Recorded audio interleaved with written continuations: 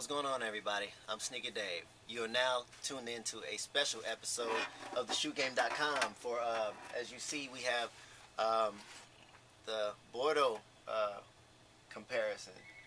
Um, Now, I don't think I have to really say how important an iconic shoe in this colorway is because of what it represented back in the 90s as far as color scheme and what Michael did in it, and then just culturally what it means to a lot of the older collectors. So before we get into that, pretty much like the story goes, like when Tinker was actually finding inspiration for the Air Jordan 7, he went into a record store and saw this Afropop poster outside. So he goes into the record store and tells the owner that he's working on a shoe with Michael for the next Air Jordan, and he tells him he wants the poster, but the guy doesn't want to sell it. But he ends up selling it to Tinker for about 15 bucks, and takes this poster, takes the inspirational aspects, and makes it into this shoe. And now another interesting thing about the 7 is that Michael always wanted Tinker to make shoes look young and interesting and sophisticated at the same time. So he also took that approach into this shoe, which makes it so awesome because of the time frame that it dropped. So pretty much, like I said, this is one of the dopest colorways that they did in the 7, and especially the thing that Michael wearing it in Michael Jackson's Jam video, and then him wearing it in the the All-Star game and winning All-Star MVP in that shoe. And then it even goes further with Crisscross wearing them, and then who else wore it? Manny Ramirez wearing them, and so forth. But real quick, like I said, here you are, the Bordeaux Comparison. As you see, the shoe has, obviously they're two different shapes because the shoe hasn't been out in 20 years. But this is the 1991 original, and then you have the 2011 retro. As you see, like I said before, shapes are totally different.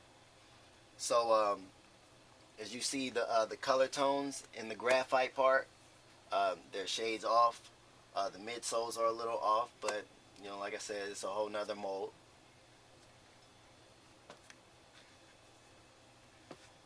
The tongues in the toe box. One thing with the tongues, people, everybody thinks all 7 tongues are alike. No 7 tongues are alike, being that think of a big sheet and machines that are like cookie cutters, press into this material and cut different patterns of the material. So it's not going to be the same on all the tongues, just to clear that up. As you see, the rest of the tongues are different. Toe boxes are slightly different, obviously.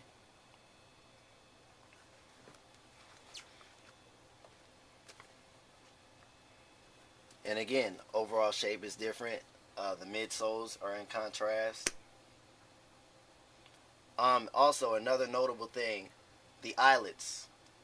At the top part of the eyelets, the original has 2. The retro has 3. Turn these to the back. As you see, the olive hits on the back tabs.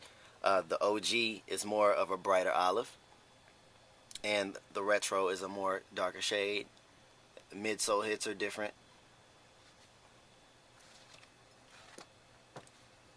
And we have the bottoms. Obviously, that's the original. This is the retro.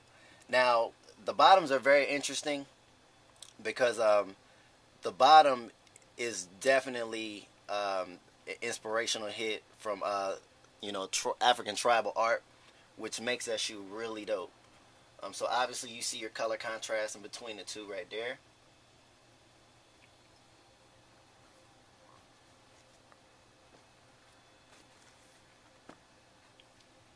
And there is your 1991 original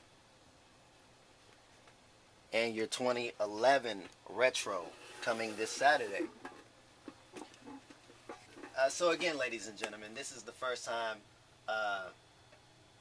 the Jordan brand has decided to bring this original color back. and it pretty much took Jordan Brand about 9 years to do uh, the original retro archive. So I did bring along some other pieces to complete, pretty much the set of, the original archive. So of course you have the Bordeaux colorway, and then you have the black and red original, which Michael wore in the playoffs. You have your beloved Hair 7. You have the Cardinal 7. This is the earlier release. The Cardinal one again will retro sometime this year. And last but not least, you have the iconic Global Stage Olympic Jordan 7. And this is the entire original archive of the Jordan 7 series. So again, I'd like to thank Corey for donating the original Bordeaux shoe to me.